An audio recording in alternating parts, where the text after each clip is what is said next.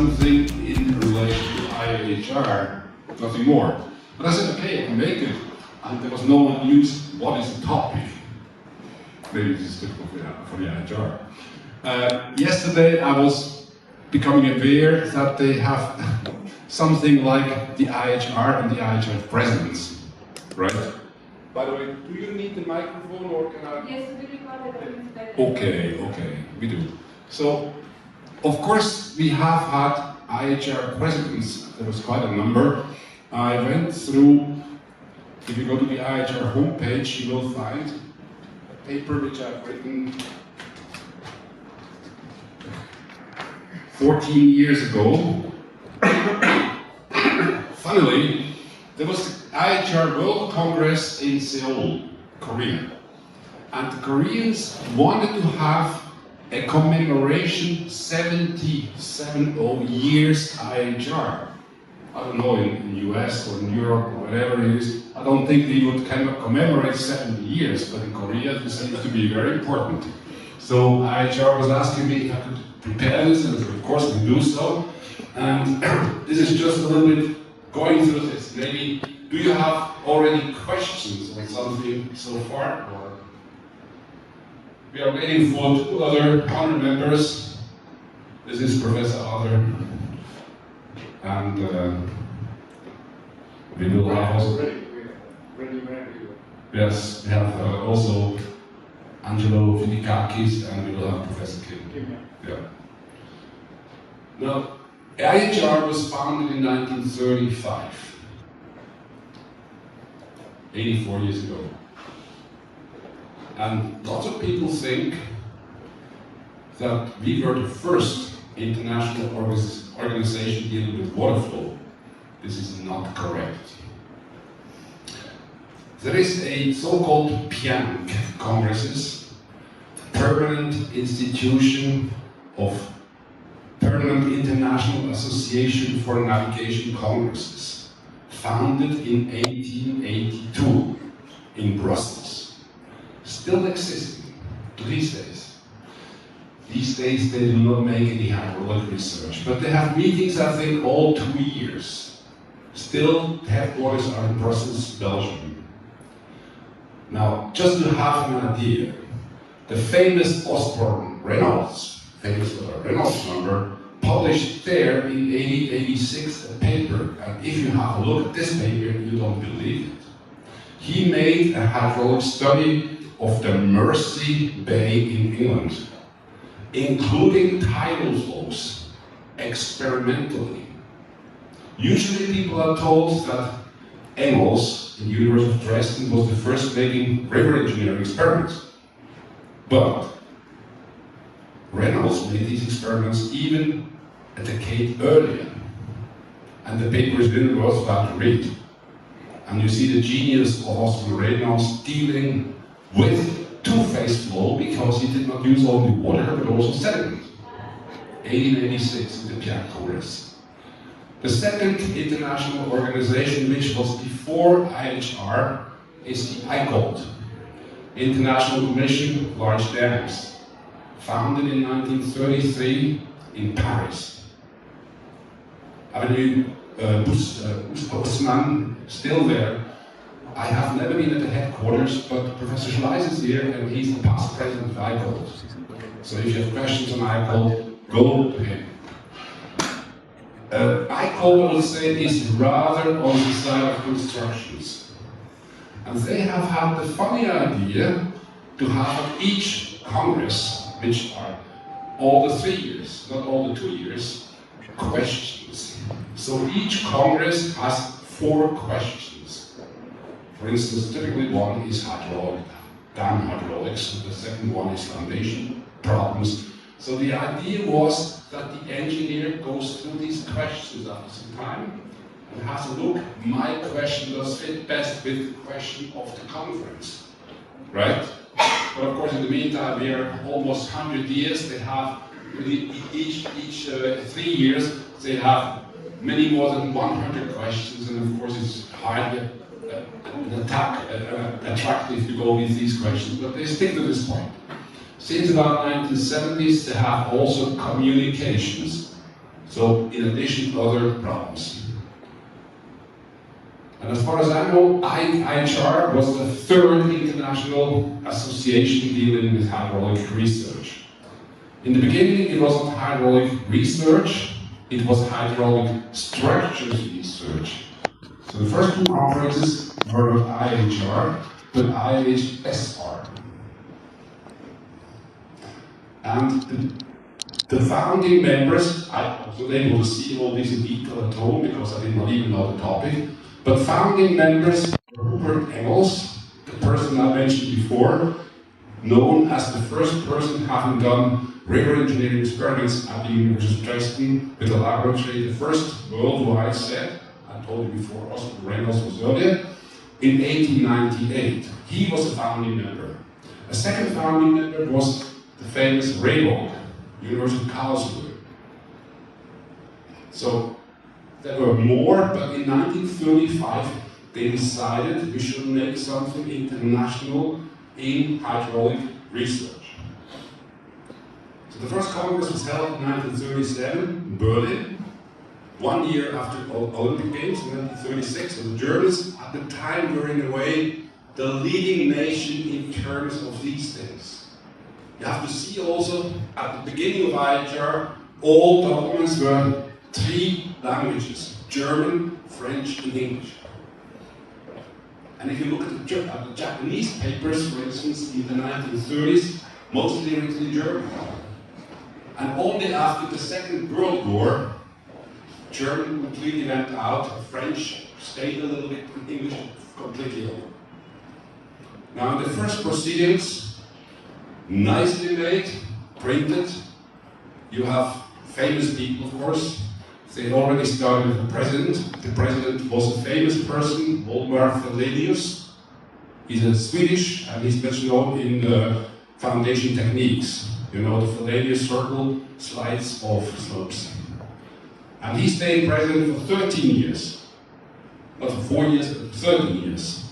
There were 3 vice presidents, including Giulio De Marchi, famous Italian person, including Eugène Meyer-Peter, and still I think Henri One from France.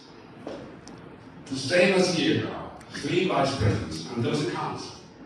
All these are listed in these proceedings, including in the first 25 years, always with a beautiful photograph with all participants.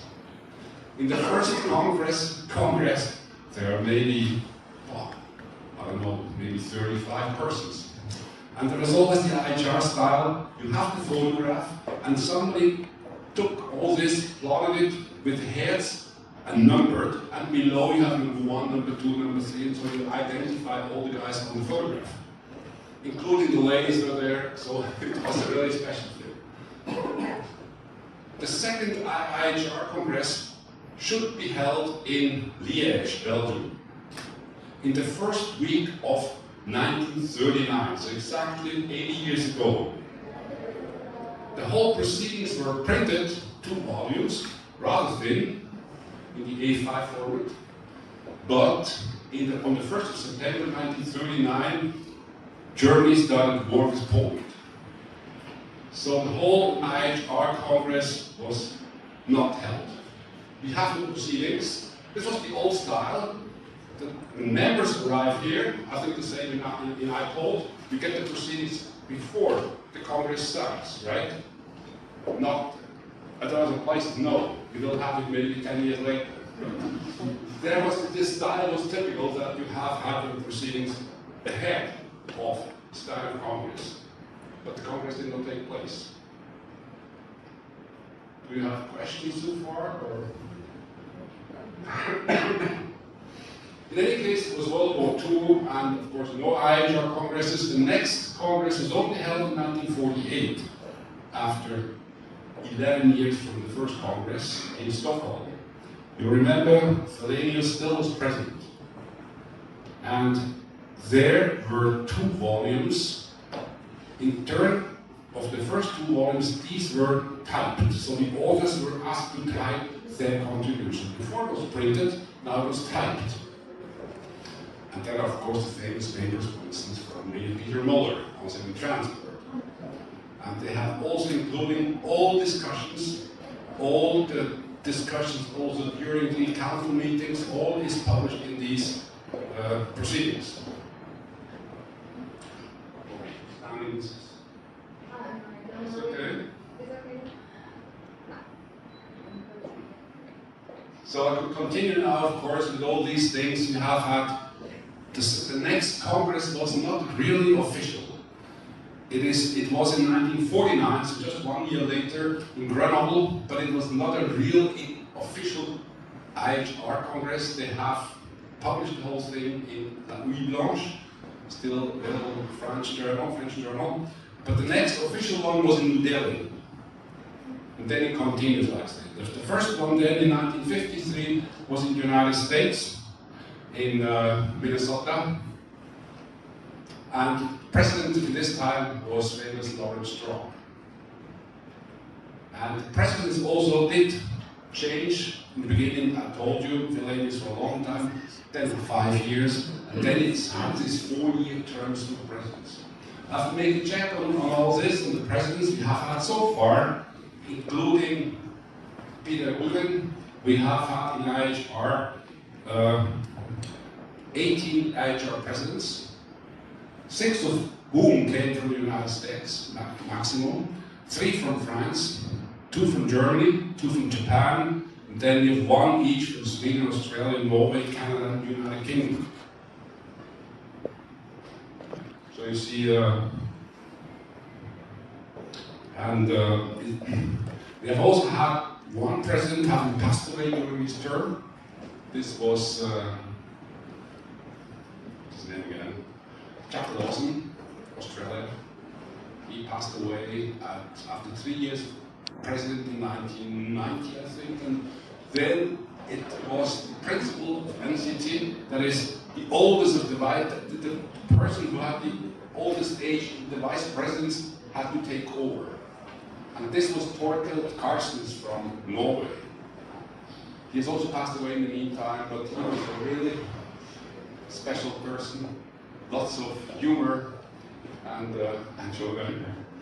Okay, so this is an overview. Maybe good morning, Professor Kim, Professor Linkakis. What are your comments?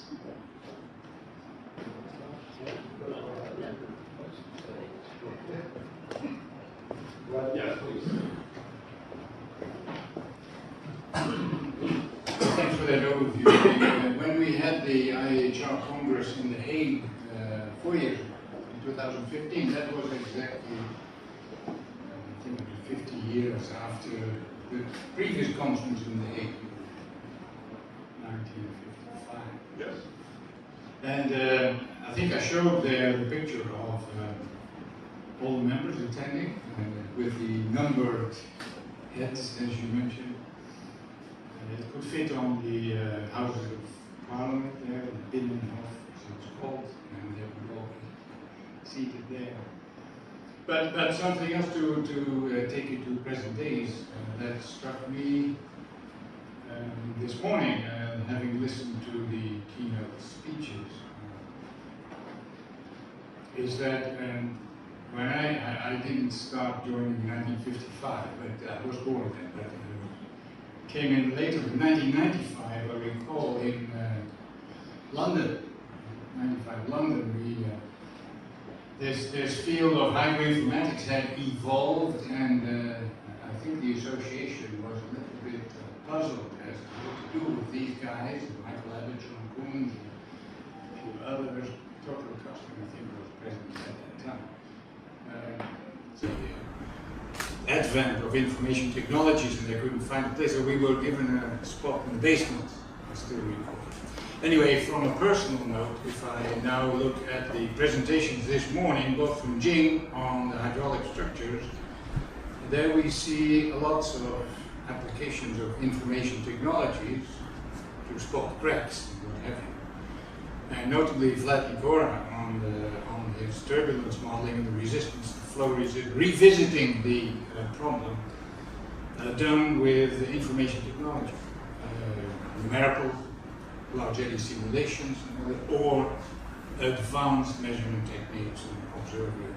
So I find it striking, and I'm sure Willi has more examples of my fellow honorary members on technologies evolving, how it helps to advance our field of hydraulics, revisiting, and I think nowadays we have many opportunities to not only look at ball scales, we look at real in situ measurements, we look at from outer space, from inside the sand grains. It's a fascinating look. So I see lots of future for our association by combining these various techniques. This is my point, and I'm personally we're very happy to see that being stuck in the basement in 1995, now in 2019, it's a keynote speech by some very valued colleagues. These are just some observations I would like to share.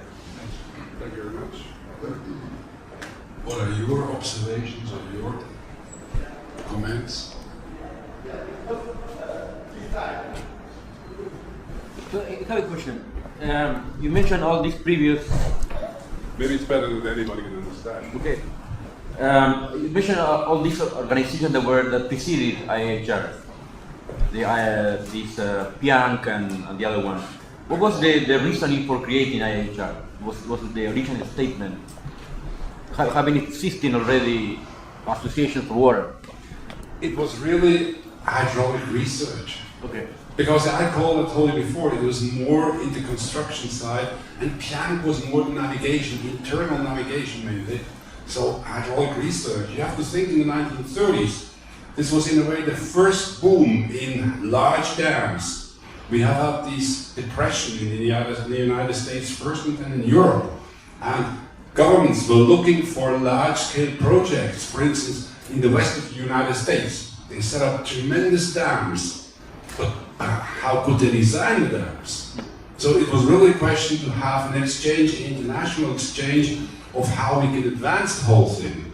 In Switzerland, for instance, the whole boom started rather only in the 1950s. But we also have to realize we have to set up these dams because we had a great need, as most other countries, for electricity.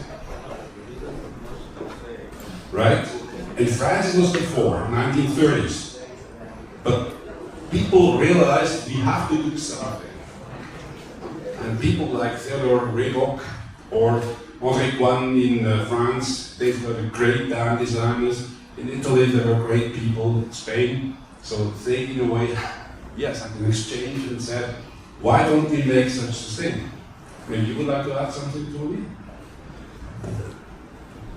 No, I think, of course, I call as it really said, was very on the structural side, and then, of course, the family of the hydraulic engineers wanted also to have their club, and then I guess it depends on people. Yes. Who start with say we create something. Yes. It becomes, so I think that was the reason. And of course we have also later had all these associations in hydrology, in glaciology, but in hydraulic research, not really. And that's the reason why we should care for IAHR, because it's important that we can continue. And when I think that countries like Germany would like to stop by 2025 with all the nuclear power plants, with all the coal power plants, I don't know where they will find their electricity. Maybe in France, we will continue with the nuclear power plants. But is this really what we would like to see? And we have so many other countries who have hydraulic potential in the Middle East or in China or whatever it is. Not so much, I think, in Switzerland, not so much maybe in Europe, but still, we have a refurbishment. If you think that lots of dams have been erected in the 1930s, especially in the 1950s, and usually these dams have a lifetime of 80 years. Then we come to the point where we have to refurbish. We have to decide how do we go on with these dams and all the pertinent structures. And then we have to have the knowledge guiding us in this regard. Other comments, please? Yes, please. One question only. Go ahead. Because as far as I see, it was starting with hydraulics, so it was the International Association of Hydraulic Research. Nowadays, when we see it, it's International Association of Hydraulic and Environmental Research. No, Correct? not correct. No.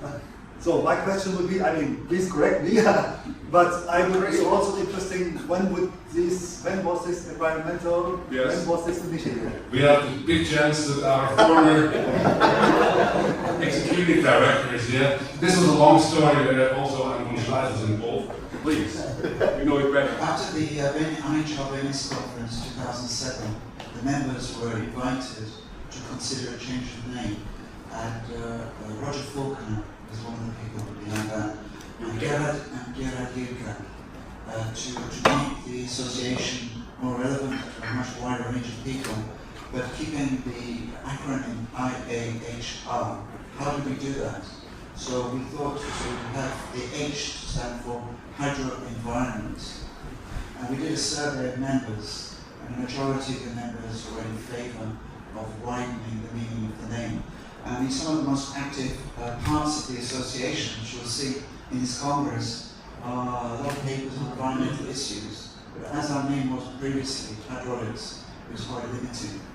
And then when Helmut Kohl was president, after the 1999 Congress in Graz, the council agreed to put an E for engineering, to try and make the association not only science, but application of science.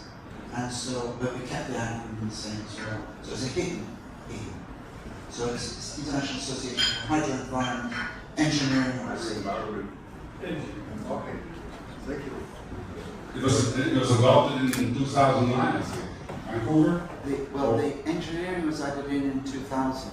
Yeah, sure. Hydro Environment Yes. was after Venice, so Vancouver. It was so stupid at the end because hydro environment engineering. Suddenly people came up and said, hydro environmental engineering and research. So Chris came and said, I have been with the officials in Madrid, you cannot change anymore. This is the name. So we have to adopt it. Thank you.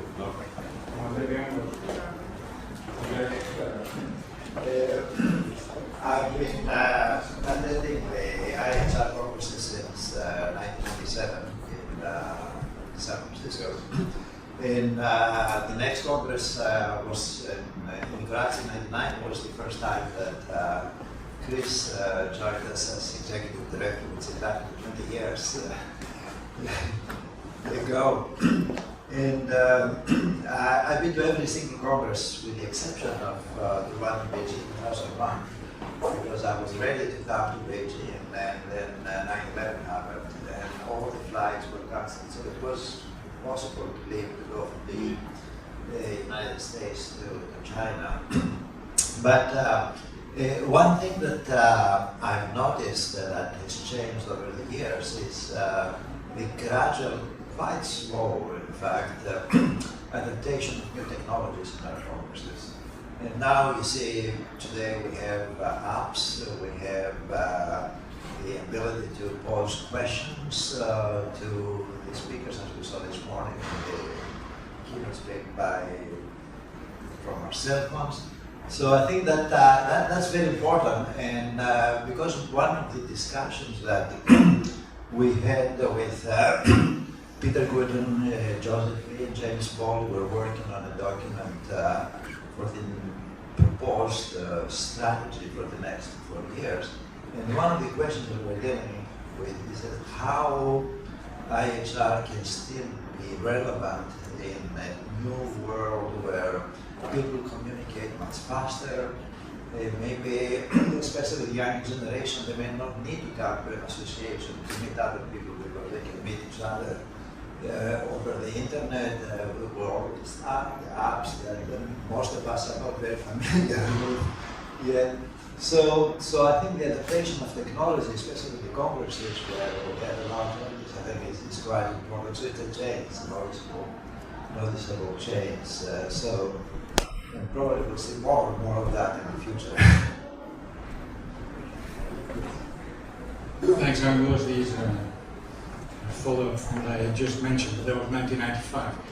I would like to make one more comment on the role of our association. As you may know, for 66 years, ever since it started in 1935, the Secretariat was hosted at Delft Hydraulics, now Delft Hours. And I'm happy to see many of my colleagues here, because one of the drivers, certainly for the Netherlands in those days, were the disasters.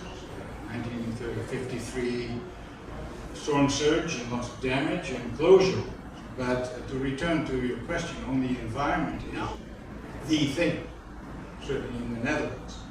So you don't just close an estuary or build a dam, you have to have environmental impact assessment. What does it do? And for those of you that have attended, say, a workshop on nature-based solutions, this is something new that comes up, eco-hydraulics and nature-based solutions. Meaning, can we restore nature yet providing safety? Don't get me wrong, the Netherlands is way below sea level. If we don't have protective hydraulic structures, we will not be there. So I think from an association point of view, keeping track of the environment or the eco components of our structures is vital in our near future. It's just a comment that came from the IAHR environment name change. If I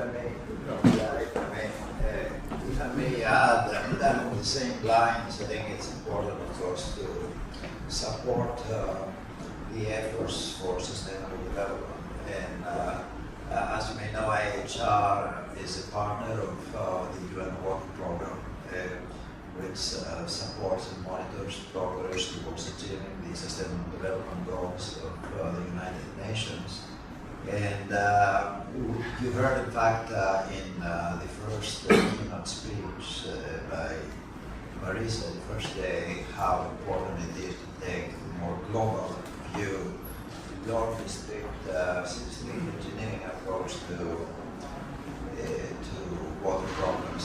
And so we all are aware of this, and of course we need to become as an association more and more aware and more responsive to this type of needs, and also have a voice in some of these issues, some of these discussions, because to these problems, water infrastructure is a major part of the solution, but of course it has to be developed and presented in a way that doesn't contradict any of the other interests of the environment or of societies or human rights and so forth.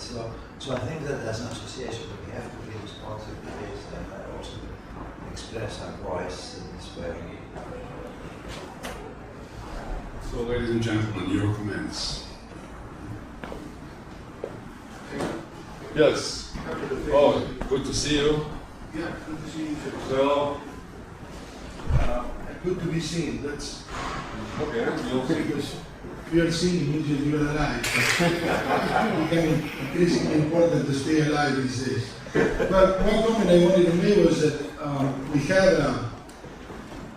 during the tenure of Forrest Holly as president, is that we had this gathering to honor him. He was the one that invited me to be editor of the Journal of Hydraulics. And he came along. At that time, we had also the association in Crisman attest to this. We were looking for a larger membership and trying to bring along a larger audience and stakeholders. So one of the things that we did with Forrest is that he would fly with his plane to Urbana-Champaign, and we had meetings with Glenn Stout, who was the former president of IAHR, International Water Resources Association, which was created by Professor Brendan Chow at the University of Illinois, which this year we celebrate the 100 years of his birth. So we had the Polish professor from SIU, from Southern Illinois University, which I'm not going to remember his last name. But we had several meetings to discuss. Ben Jigalewski. Ben Jigalewski. Ben Jigalewski. There you go, Chris. I knew that it was important for me to meet. So we had several meetings because it was, at some point, it was the thought of merging IWMA with IAHR, with the idea of us going more into water resources, but also to bring the social component, the economic component that they had. So we were more on the technical side of things, and they were more on the, I would say, society-oriented side of things. And that was an opportunity that was explored, and things didn't work out at the end, but Forrest put a lot of time into trying to see this could work or might not work. So the name change came a few years after that. After we tried to go for those attempts, and nobody was really ready to sign off on it. But I thought that it was worthwhile mentioning that this was the predecessor to. I think, thank you, Rafael. But I think it's also important to state in this whole discussion on the name change that Professor Schleiss had in the Hydrolink, I think one page, and the main message was what you said, Tony, a name change doesn't make anything. We have to really change our minds. Yeah, I think that was the message that I said. Yeah. So the name change doesn't do what you should do. So you have to do it. And okay, I'm happy. I mean, the logo is always the same. So my message was also in the management of companies, you never change brand, which is successful. And of course, the extension of the name is only if the name is written, but IAHR remained, and the important is what you are doing. And the people looking from outside, they will see what you are doing. They are not looking on your name, and so that was a little bit the message. And I think it was successful. I think IAHR does now a lot of things in a way, let's say, with an approach which is suitable for a complex world. So with an integrative approach, considering sustainability and so on. Everybody has to do it, every association.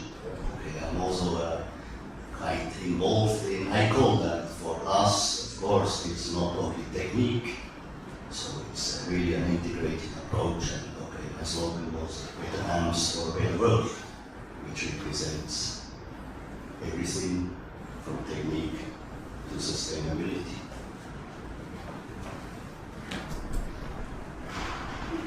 Thank you. Your comments, brother? Yes, please. Hi, good morning, everybody. I just wanted to say that as a young professional and recent member of IAHR, that's why I wanted to come to the history session to learn more about how this whole thing was created.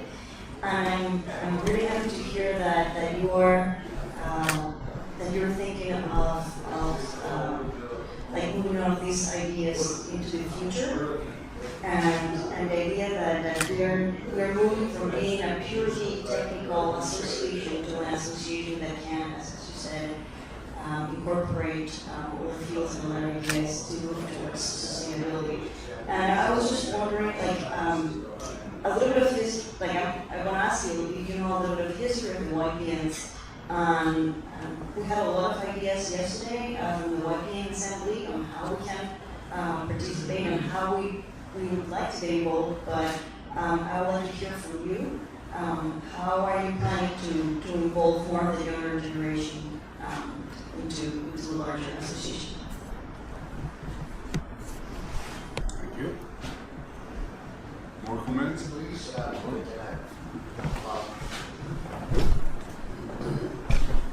No, that's okay. I was involved since Congress in Venice, and I must say, to comment on the young professionals or the students, back then it was kind of, oh, we have a young member as well, so don't you want to come to a meeting? So I think things have changed very much in terms of bringing the younger generation in. Just looking at how many people were at the meeting yesterday and at the Professionals' Night, and also looking at how many younger people are involved in different things. So I think that has changed quite a lot in the past years that I've seen. And I think as an association, also I'm now in the Education and Professional Development Division, the chair of that group. So we can bring in lots of things that young professionals want if we all work together to do that. So we need your ideas. So there was a white man, like when was it real? Maybe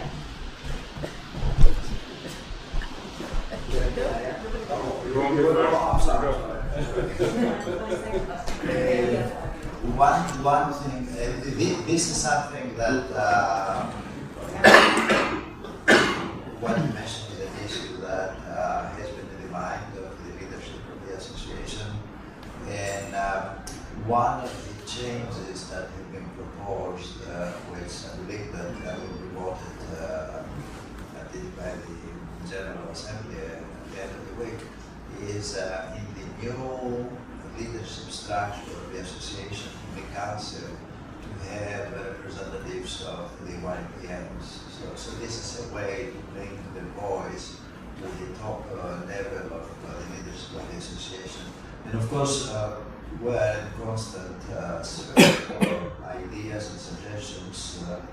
If you have any specific ways that you think the younger generation can be involved, especially in shaping the direction of the association, everybody will be very, very, very willing to listen to what you have to say.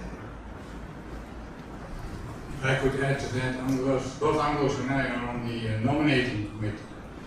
So as Deputy Chair, I will address the General Members Assembly tomorrow on that. We're very happy that if you look at the slate of candidates, we have a young professional from Latin America, we have, and the gender as well. We have Mina, and we have 2 young professional women standing for candidate. So, yeah, as Angelo mentioned, we would like you not to wait till you're our age before you but to really be part of the association from now on. Thank you for that. Christy, yeah. Thanks, As you asked about the history of how the young professionals came in I think 98 or 99, the first student chapter was founded in Stuttgart, and I think there was also one in Iowa. So there were some people starting student chapters. That was, I think, Hamid was one of the initiators. And then at the Congress in Chengdu, some of us younger people got together and we had the idea of putting together a declaration that young, and also there was a name change to Young Professionals Networks, so that more also practicing engineers, not only students, could come in. If I can just add a comment, one of the things that happened about the association, what I say about IAHR is that out of this conversation, when the student chapter for IAHR was created, simultaneously the student chapter for IAHR was created at the University of Illinois, and those two have coexisted for more than 15 years. And they almost, they have become their own expert system. They function on their own, basically, but they organize a lot of things, a lot of gatherings. And it's interesting because we have about 65 graduate students right now in our group. The department has about 600 total, but these students, they have an option to go to each one of these student chapters, and they organize functions together, they do different things, and the ones that are more oriented towards hydraulics, environmental fluid mechanics. They gather in the IAHR one, the ones that are more into water resources in general, socioeconomic, sustainability. They are on the other one, but they kind of keep each other in balance. And I have seen that as the advisor of these two chapters for many, many years, how they have evolved. There's only one I think that could come now to the YP and Andres. Thank you very much. So I realized that against all expectations, we were able to have more than half an hour of discussion. But now, Stephanus, you make a signal that we should rather come to the end because of other things. I hope there is nothing very important. Otherwise, you can come back to me or come back to the colleagues. It was a great pleasure to expand a little on this. Maybe next time we could do something similar, but it would be good for a little bit of preparation, and you will give me a little bit of time ahead of the whole thing. So I would like to thank you everybody and have a nice afternoon.